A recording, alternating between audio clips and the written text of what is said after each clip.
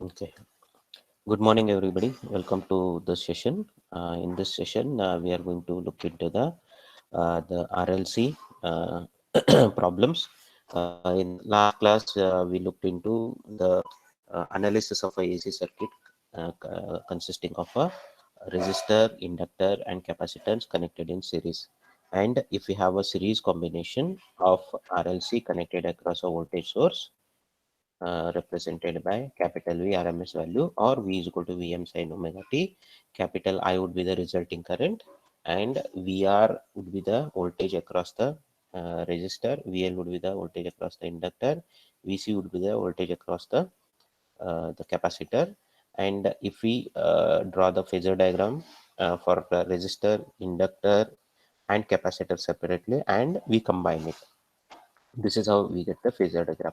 You can see here this represent VR. OA represents the voltage across the resistor VR, and it is in line with this resulting current. I is the resulting current, and the voltage across the inductor. So relation between the current and the voltage, the current in the inductor will lag the voltage by 90 degree. So this A and B represents the VL, that is a voltage across the inductor, and you can see current is lagging by exactly 90 degree. And for the capacitor, the current will lead the voltage by 90 degree.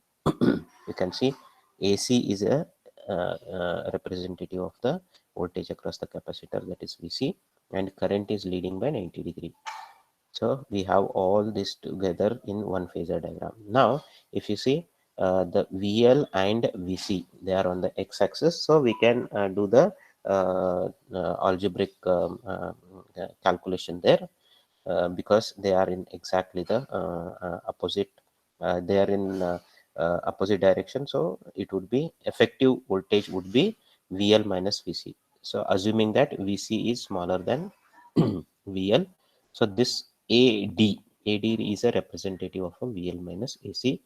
So if you want to find the applied voltage, if we join O and D, that is the representative of the applied voltage, RMS value of the applied voltage V.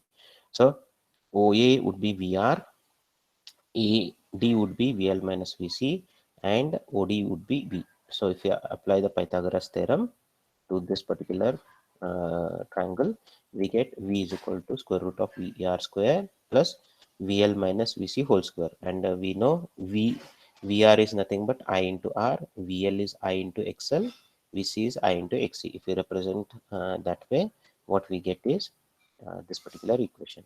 V is equal to I into square root of R square plus XL minus XC square. Here, this part is what? This is a nothing but V by I ratio, which is a opposition of the circuit, that is representative of a impedance. So impedance Z is equal to square root of R square plus XL minus XC whole square. And if you want to find the power factor, so you can apply the whatever the cos phi or the tan phi if you want to find the phase angle. So if you see this particular diagram, the current is lagging the voltage by an angle phi. Okay, how to find phi? You can use the tan phi function. If you want to find the power factor, cos phi function.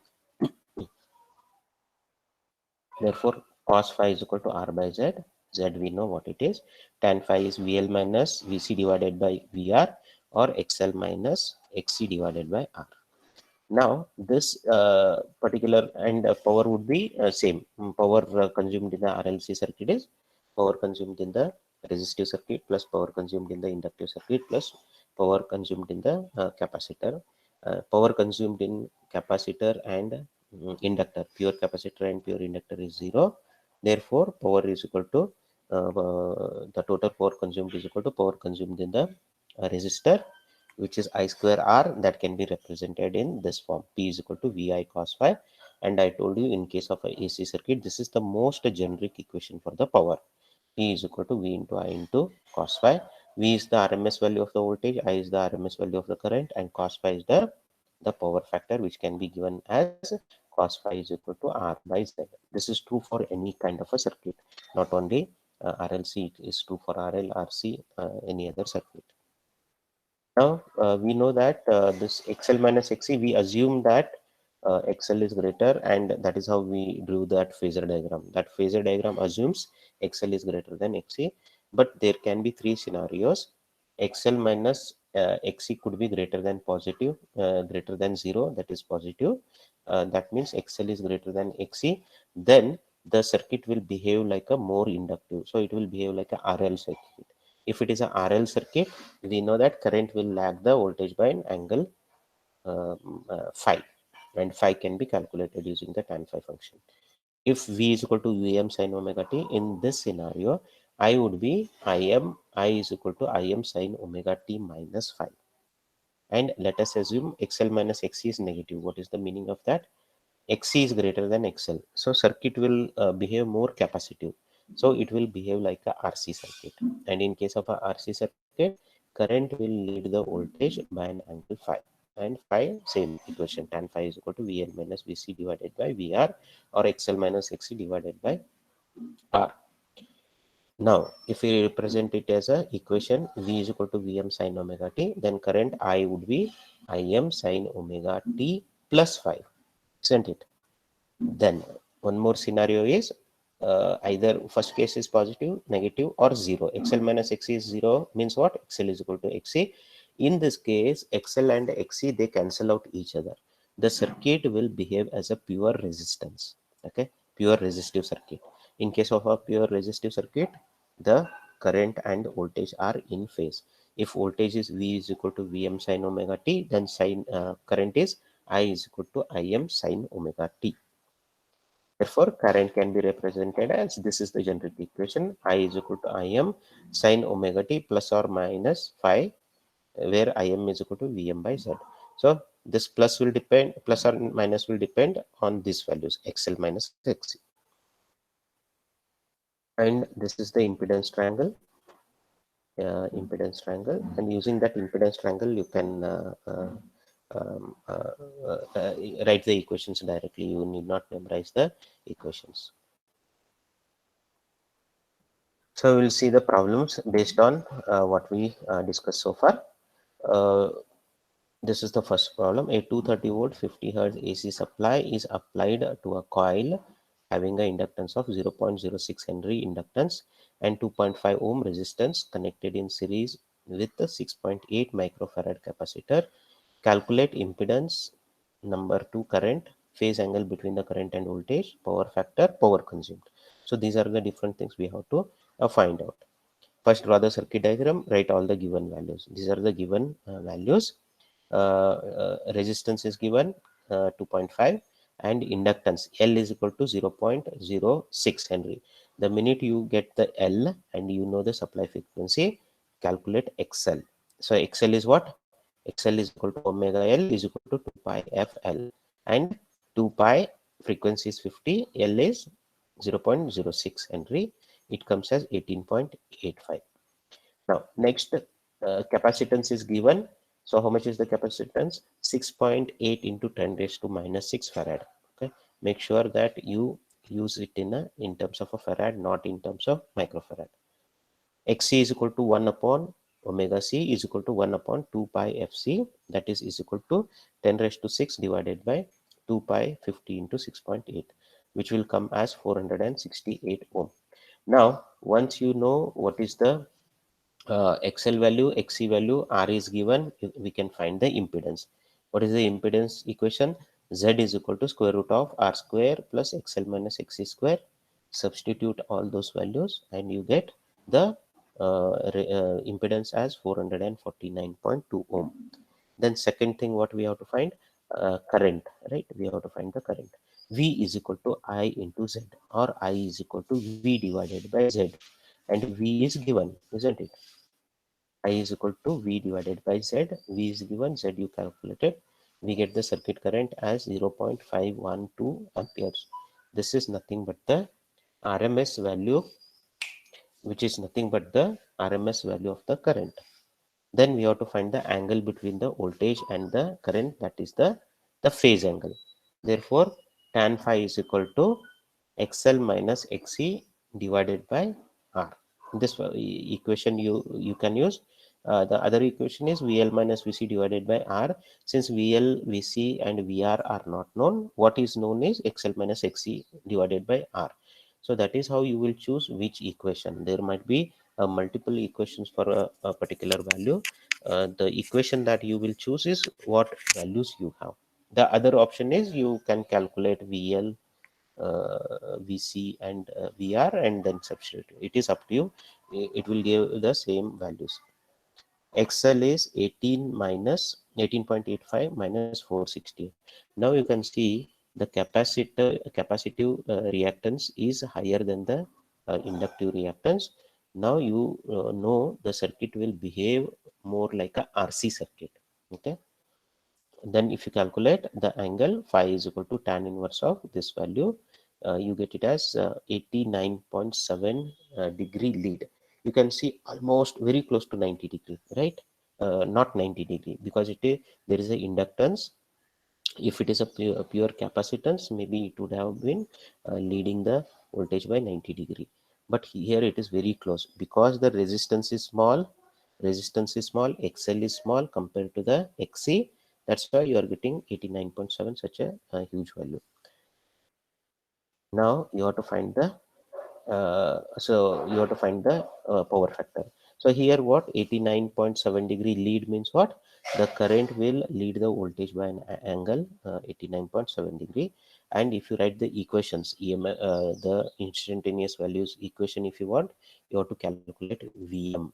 And how you will calculate Vm? You know RMS value of the V. Using the relation between V and the Vm, you can find the peak value. And 2 pi f is known because frequency is given. That will come as 314. And similarly you can calculate Im because I is known, RMS value is known. You can calculate Im. When you write the equation for the current, I is equal to Im sine omega t plus 89.7 degree. That you have to remember. Power factor cos phi is equal to R by Z. This you can get it from the impedance triangle. Remember the impedance triangle and the voltage triangle. Later today we will see the power triangle. Okay, on the similar line, power triangle.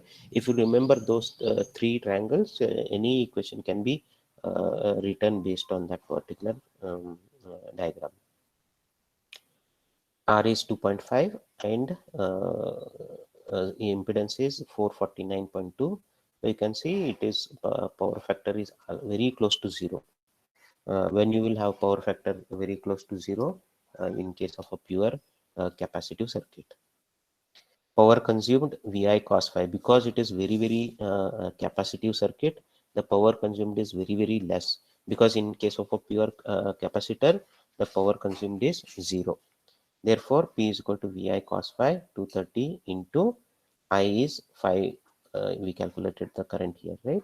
0.512 into power factor 0.00557. We get it as 0.656 watt. That is the power consumed. Next problem. A coil of power factor 0.8. So they have given the power factor of the coil. You have to remember that. A coil of power factor 0.8 is connected in series with 110 microfarad capacitor. The supply frequency is given 50 Hertz.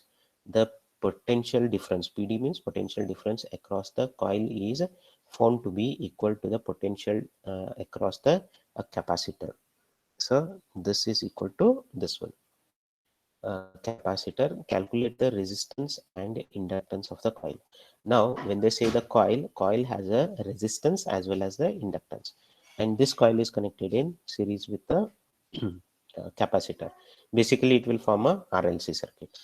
Now what is given value? Supply frequency is given, and another information is given that this particular voltage across the coil is equal to voltage across the capacitor. So voltage across the capacitor is VC. Okay. Now first what we will do is we will calculate what is the XC, because frequency is given, C is given, right? We can calculate XC. XC is equal to 1 upon 2 pi FC, and if you substitute, you get it as 29 ohm. So 29 ohm is the capacitive reactance. Now for the coil, so I into Z coil is equal to I into Xc. Why is that? Because we told that we have been given with the information voltage across this combination. Okay, that is this voltage across the coil is equal to voltage across the capacitor. That is V is equal to Vc. Therefore, what is the voltage across the coil? I into Z coil. What is Z coil? Z coil is nothing but the, you can assume this as a RL circuit, square root of R square plus XL square. So that is I into Z coil is equal to I into XC. Therefore, what we get, I will get cancelled. Z coil is equal to XC 29 ohm. Means impedance of the RL circuit is 29 ohm. And what has been given here, one more value is the power factor of the coil. What is the power factor of the coil? So if assuming this is a RL circuit, they have given the power factor. And what is cos phi? R divided by Z coil. It is the coil power factor.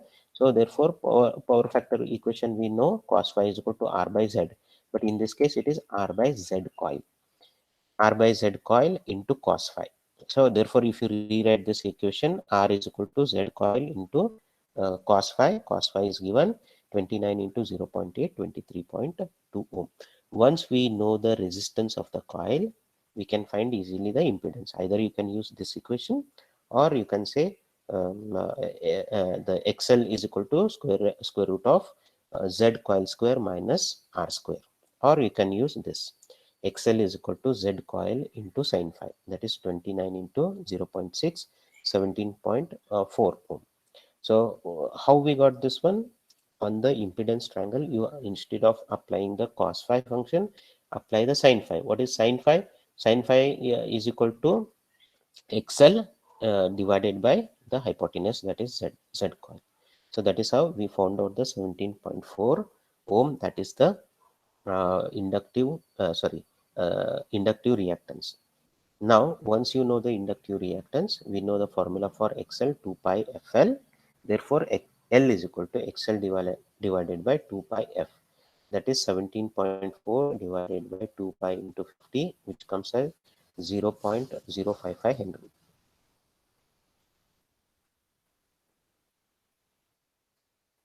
Okay, next problem. Three impedances are connected in series across 200 volt 50 hertz supply. The first impedance is 10 ohm resistor. The second is a coil of 15 ohm inductive reactance and and 5 ohm resistance. And the third consists of 15 ohm resistor and 25 ohm capacitive reactance. So they have connected here three impedances. Excuse me. The three impedances. The first impedance is nothing but just a resistor, means R is equal to 10 ohm. Second one is a coil. It has a XL 15 ohm and R as 5 ohm. Then third one is a third impedance is a we have consist of 15 ohm resistor. Resistance is 15 ohm and XC. XC is given 15 ohm capacitive reactance. Calculate circuit current, circuit phase angle, circuit power factor, and power consumed. Here it is very simple. What we did earlier, same concept. Only difference here is they have given three impedances. So first one is a resistance, second one is RL, and the third one is RC. You have to remember whenever we connect the resistances in series, the effective resistance is sum of their resistances, that you have to remember. Now you have to add all those resistors. Total resistance of the circuit 10 ohm plus 5 ohm plus 15 ohm, total 30 ohm. Then total circuit reactance. So how much is the reactance? We have XL minus XC. Okay, XL is 15 ohm minus 25, that is minus 10 ohm. So it is a more of a capacitive circuit. And impedance Z Z is equal to square root of R square plus XL minus XC square. Okay, that is 30 square plus 10 square. We get it as the circuit impedance as 31.6 ohm. Therefore, current is equal to what? Ohm's law, V is equal to IR. Here it is impedance, V is equal to IZ. Therefore, I is equal to V by Z. That is 200 divided by 31.6. We get it as 6.33 amperes. Tan phi x by R, that is XL minus XC. This is, we already calculated X, XL minus XC divided by R. We get the angle as phi is equal to 18.26 degree. If you do all this calculation, you get it as 18.26 degrees. Then circuit power factor. Power factor is what? Cos of the angle between the voltage and the current, that is cos phi is equal to cos of the angle is calculated here, or you can do R divided by Z, that is 30 divided by 31.6. We get it as 0.949 lead. Why lead? Because it is a capacitive circuit. So what is the meaning of this? Current in this particular circuit will lead the voltage, okay, by how much angle? 18.26 degrees. Power consumed, P is equal to V into I into cos phi. V is 200, I you calculated 6.33, and power factor 0.949. So it makes it as 1201.4 watt. That is the total power consumed in the circuit. Next problem. A coil of resistance 8 ohm and inductance 0.03 Henry is connected to an AC supply at 240 volt and 50 hertz. Calculate the current, power and power factor value of the capacitance which when connected in series with above coil causes no change in the value of the current and power taken from the supply. So we have to first find it as a RL circuit, and then we connect a capacitance. If we connect the first, it is a RL circuit. So you can draw the circuit diagram. Find first XL. L is given and frequency is given. XL is equal to 2 pi FL, 2 pi into 50 into 0.03. We get it as 9.942, sorry, 9.424 ohm. Then impedance, we know the 8 ohm, resistance R is known, square root of R square plus XL square. So impedance, we get it as 12.36. Now we have to find what is the current. So first one is we have to find the current. Current is equal to I is equal to V by Z. V is given to 40. 240 divided by 12.36, we get it as 19.42 amperes. Power P is equal to VI cos phi, or it is I square into R. Whichever way you calculate, you will get the same value. We get it as 3017 watt. Power factor R by Z. R is known, Z you have calculated. You get it as 0.65 lag. Now, the second scenario is what? What we have is the value of the capacitance when connected in series with the above coil causes no change in the value of the current and power taken from the supply. So, uh, we have to add a capacitance such that there should not be a change in the value of the current. Maybe phase might change, the current should not change, and the power consumption should not change. So power taken will not change, because like as long as you we have that the same phase, okay, now it is lagging. If I have it as a leading, then we can add a capacitance, plus it will not make any change in the power. So in order to uh, do that, to maintain the same current and power, the impedance of the circuit should remain unchanged, right? Z should not change. How we can make sure? By adding by adding XC, it will not change the value. Okay, how we can do is, right now it is Z is equal to square root of R square plus XL square. How that XL value can be remained same? In case of a RLC circuit, we have impedance is equal to square root of R square plus XL minus XC. So if we choose the value of XC 2 times the XL, okay, 2 times the XL, what happens? XL minus XC. So XC is 2XL, right? XL minus 2XL is equal to minus XL. But square of that is XL square, which is positive. So impedance will remain same. If I choose XC, which is 2 times the XL, then the power and the current value will not change. Okay, so that is how I can choose XC is equal to 2XL. Therefore, XC is equal to 2 into XL. XL already we calculated above here. XL we have 9.424. That is how I can choose XC is equal to 18.848. Now we have to find what is the capacitance that should be included.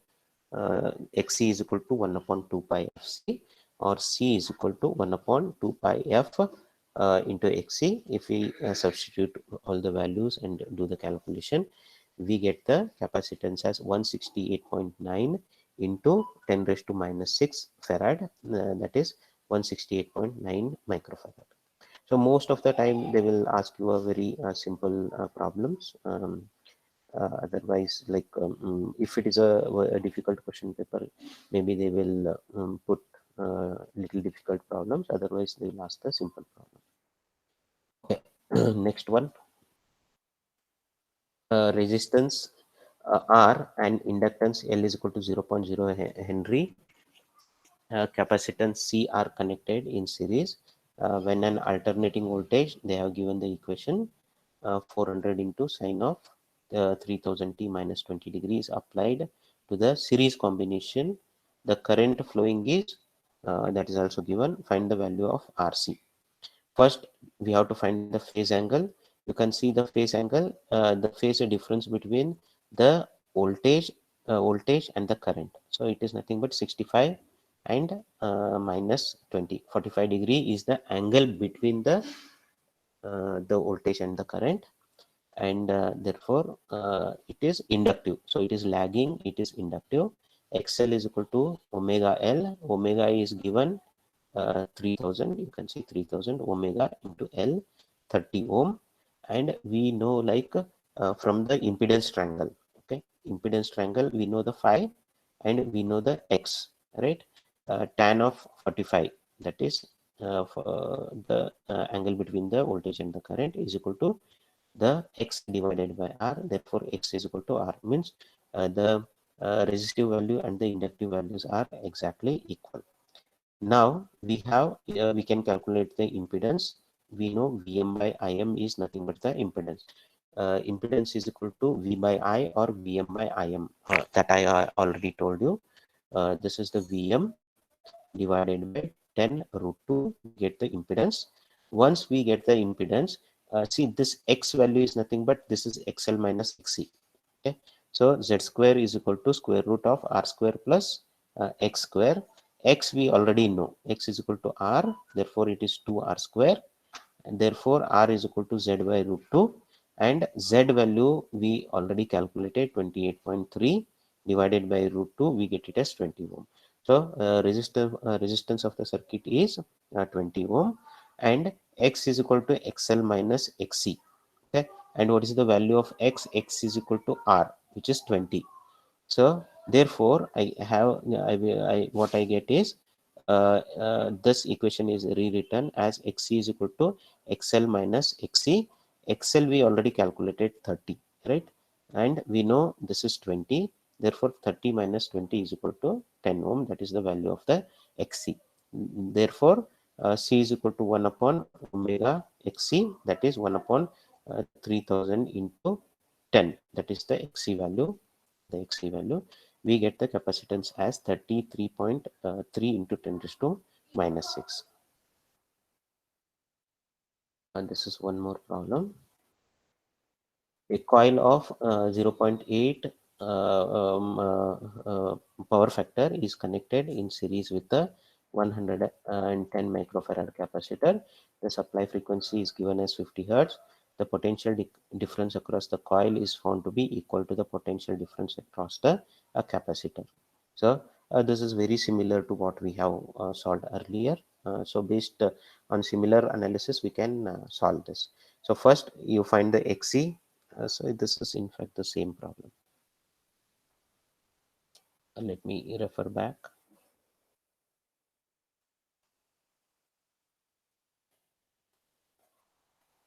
This is the problem we talked about, right?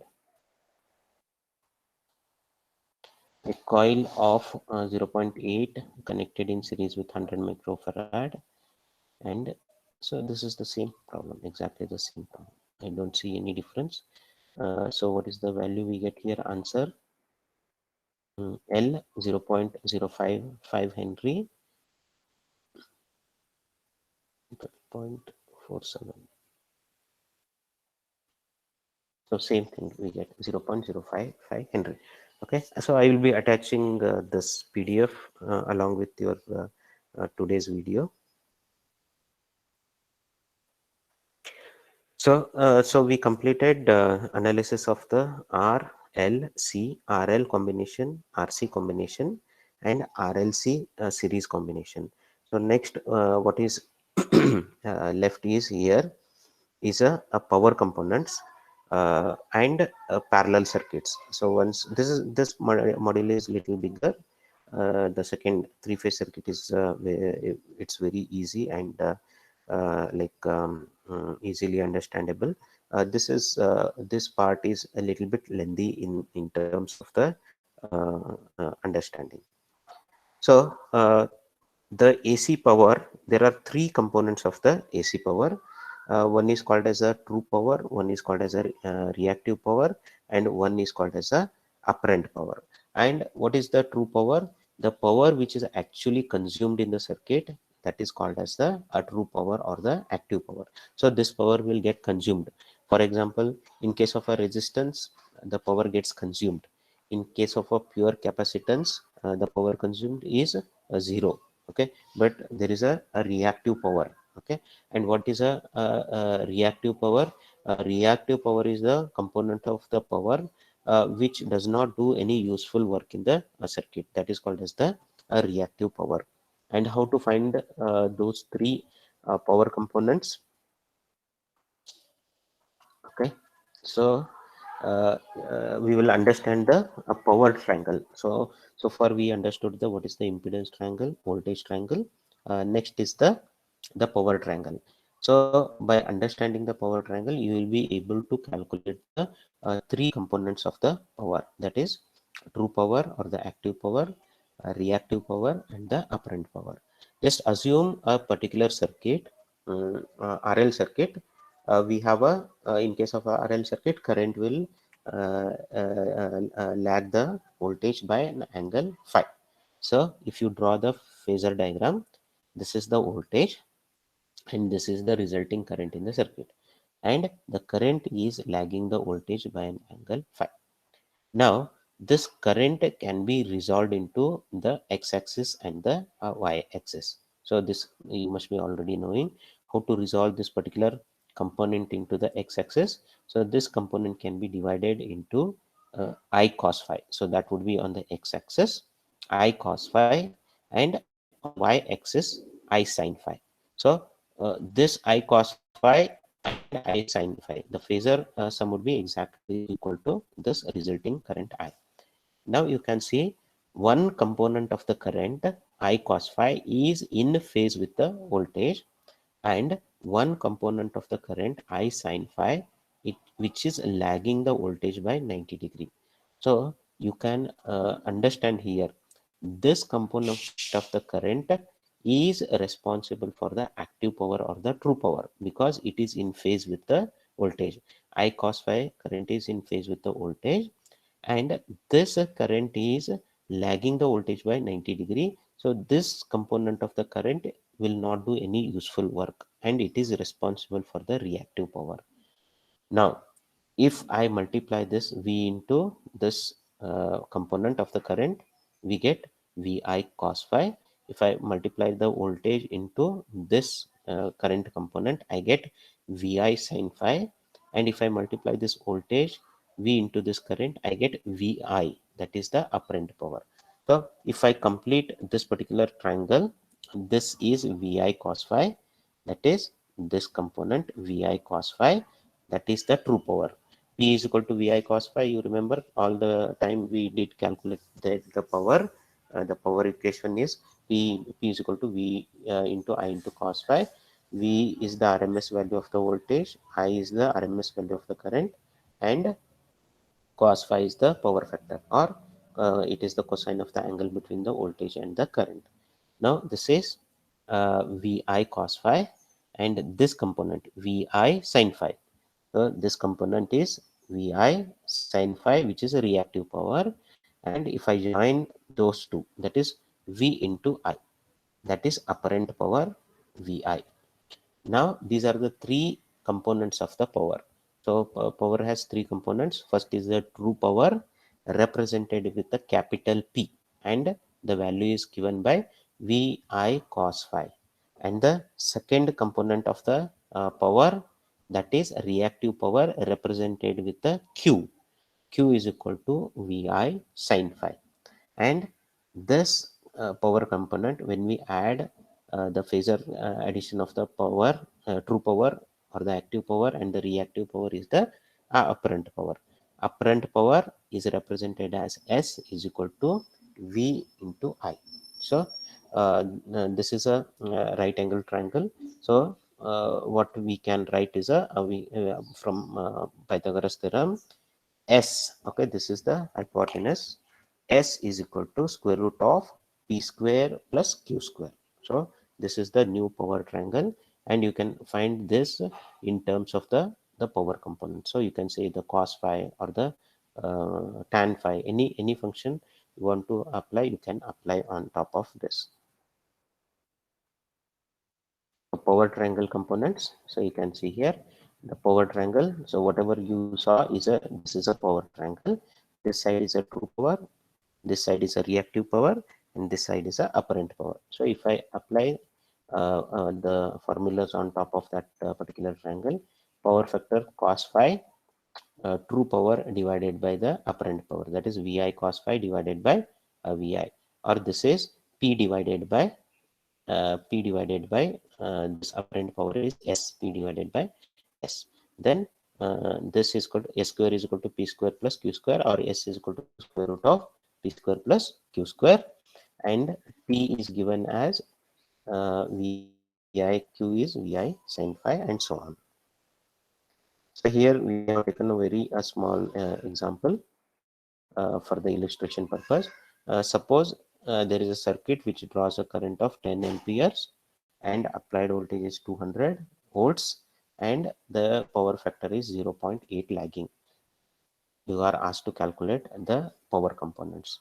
So apparent power S is equal to Vi, that is voltage into current, 200 into 100. 200 into 10, that is 2000 units. You have to remember. For apparent power, voltage into current, volt ampere, Va, volt ampere. And for the true power, represented as capital P, is equal to Vi cos phi, 200 into 10 into 0.8, 1600 watt. You have to remember the true power or the active power is represented as watt, and reactive power Q is Vi sin phi. So cos phi is 0.8. You can find what is the angle of the phi, and you take the sine of that angle, which you get it as 0.6. 200 into 10 into 0.6, 1200 var, volt ampere reactive. So you have to remember the three power components. Apparent power, the unit is volt ampere because it is V into I. True or the active power P is the unit is watts. The reactive power Q is equal to Vi sin phi. The unit is VAR, volt ampere reactive. So in the next class, we will look into the few examples of the parallel circuit. Okay, and then we will continue with the three phase. So the three phase circuits is a second part of this particular module that we will see in the next class.